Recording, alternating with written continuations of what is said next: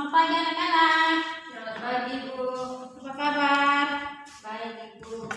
Semua harus selamat pagi kok. Baik, Bu. Baik. Sebelum kita masuk dalam pembelajaran kita pada pagi hari ini, Ibu minta kesediaan dari ketua kelas untuk memimpin dalam doa.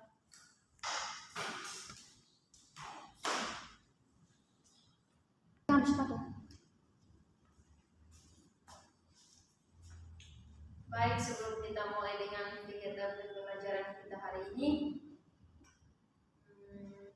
saya memimpin kita dalam doa. Mari kita berdoa.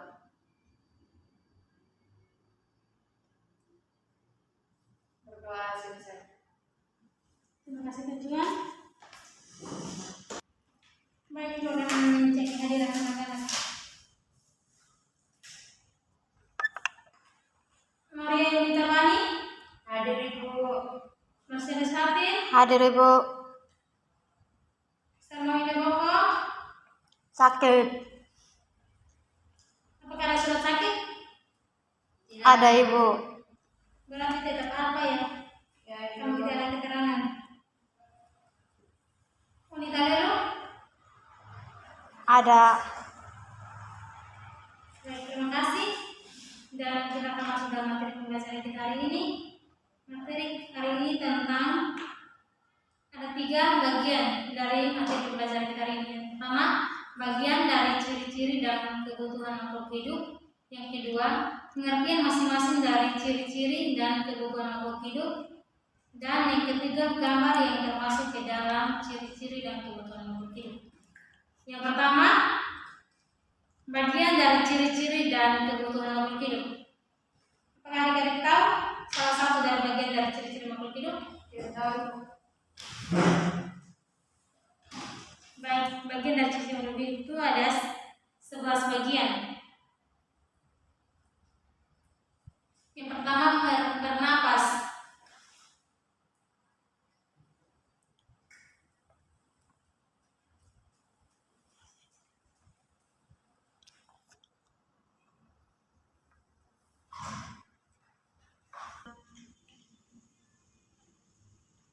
Dalam bagian dari ciri-ciri dan kebutuhan makhluk hidup ini terdapat 11 bagian yang tertulis di papan. Dan Ibu akan menjelaskan satu persatu. Bernapas. Apakah kita manusia itu bernapas atau Bernapas, Ibu. kita tidak bernapas? Kalau tidak bernapas pasti otomatis kita sebagai patung atau patung mati.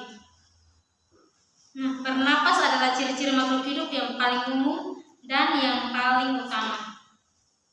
Karena bernapas adalah proses menghirup dan mengeluarkan. Seluruh makhluk hidup pasti bernapas karena itu adalah salah satu cara untuk bertahan hidup. Yang kedua, membutuhkan nutrisi. Apakah kita sebagai manusia tidak membutuhkan nutrisi? Seperti makan, minum. Membutuhkan Ibu. Ciri-ciri makhluk hidup yang membutuhkan nutrisi adalah setiap makhluk hidup pasti membutuhkan nutrisi. Nutrisi dari luar tubuh yang masuk ke dalam tubuh akan diolah dan diproses di dalam tubuh. Yang ketiga, bergerak. Apakah kita sebagai makhluk hidup kita tidak bergerak? Bergerak Ibu. Bergerak, Ibu. Tumbuhan saja kalau ditipangi pasti bergerak. Ibu. Apalagi kita manusia, tidak mungkin kita duduk di tempat. Nah, bergerak yang dimaksud pada ciri-ciri tumbuhan adalah bukan berarti berpindah-pindah tempat atau melakukan metabolisme. Hewan dan manusia atau tumbuhan memiliki sistem gerak seperti otot atau sendi dan tulang yang bisa digunakan untuk bergerak. Hewan dan manusia atau tumbuhan menggunakannya untuk bergerak seperti berjalan dan berlari. Tumbuhan tidak berlari ya, hanya manusia dan hewan. Yang keempat, bereaksi pada rangsang atau iritabilitas. Ciri-ciri makhluk hidup juga akan bereaksi pada rangsang. Dalam hal ini, makhluk hidup memiliki nervous system. Reaksi pada rangsangan yang dapat dirasakan oleh hewan dan tumbuhan terjadi karena memiliki sebuah sistem khusus. Sistem tersebut ialah sistem saraf, sistem hormon, sistem otot, dan sistem indera. Yang kelima, tumbuh dan berkembang. Apakah kita sebagai manusia ini bertumbuh atau tidak? Kita berkembang. Tidak mungkin lahir dan lahir kapan sebesar ini. Nah, ciri-ciri selanjutnya yang ada pada makhluk hidup adalah tumbuh dan berkembang. Setiap makhluk hidup pasti mengalami pertumbuhan dan perkembangan. Pertumbuhan dan perkembangan pada manusia dan hewan terjadi hampir memiliki kemiripan. Pertumbuhan dan perkembangan yang terjadi meliputi pertumbuhan dan perkembangan tubuh, seperti bertambahnya tinggi badan manusia dan hewan, bertambahnya berat badan, volume, dan lain sebagainya. Yang keenam, berproduksi atau berkembang biak. Setiap makhluk hidup mengalami reproduksi sehingga dapat berkembang biak. Dengan cara berkembang biak pada setiap makhluk hidup berbeda. Manusia berkembang biak hanya secara beranak. Akan tetapi hewan berkembang biak melalui beberapa cara. Cara tersebut seperti pada manusia berproses reproduksi berawal dari tumbuhan sel telur dan berlanjutan melalui proses fertilitas. Dan pada tumbuhan berkembang biak dengan cara yang berbeda. Yang ketujuh, mengeluarkan zat sisa. Seluruh makhluk hidup akan mengeluarkan zat sisa yang ada di dalam tubuh. Ketika tubuh sudah mendapat nutrisi yang sudah dikonsumsi atau sudah diproses, maka akan menghasilkan zat-zat tubuh. Zat-zat yang tidak dapat terpakai akan mengeluarkan oleh tubuh zat-zat tersebut yang memiliki racun. Dan yang bagian yang ke-8, beradaptasi.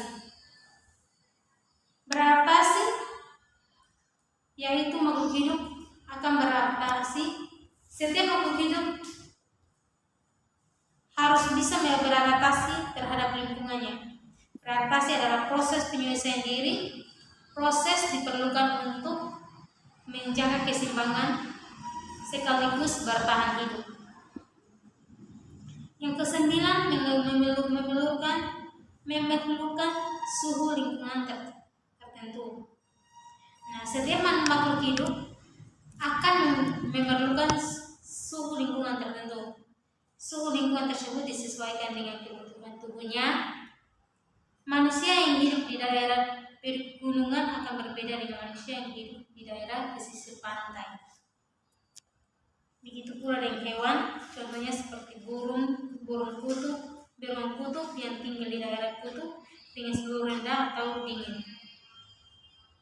Yang ke-10, mengalami metabolisme. Proses metabolisme pada tubuh yang menjadi ciri-ciri makhluk hidup sedikit berhubungan dengan bernapas. Hal ini karena pada proses metabolisme tubuh diperlukan oksigen untuk bermetabolisme. Oksigen dihasilkan melalui proses bernapas. Yang ke-11, yang terakhir, regulasi. Regulasi adalah ciri-ciri makhluk hidup. Regulasi merupakan sebuah kemampuan yang dimiliki oleh makhluk hidup. Kemampuan tersebut meliputi cara untuk melakukan keserasian yang ada di dalam tubuh. Regulasi tersebut diatur oleh hormon dan saraf. Di sini ada beberapa contoh gambar yang termasuk ke dalam ciri-ciri dan kebutuhan makhluk hidup. Ini gambar yang sudah ada, tapi Ibu tidak print. Seperti ini, kalau bernapas seperti kura-kura yang bernapas di air. Terus membutuhkan nutrisi itu pasti memakan makanan yang sehat. 5 sehat yang 4 sempurna. Dan sebagainya. Mungkin materi kita yang tadi Ibu sudah jelaskan, ada adik-adik yang sudah mengerti atau tidak?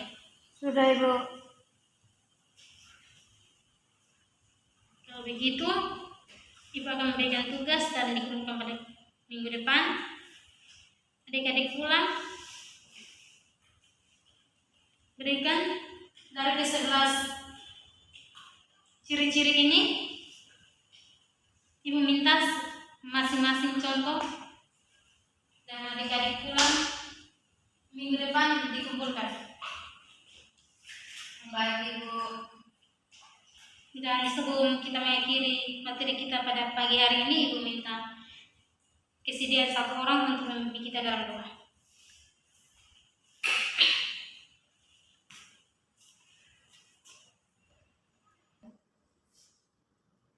Marilah kita menghadapkan dalam doa, kita berdoa.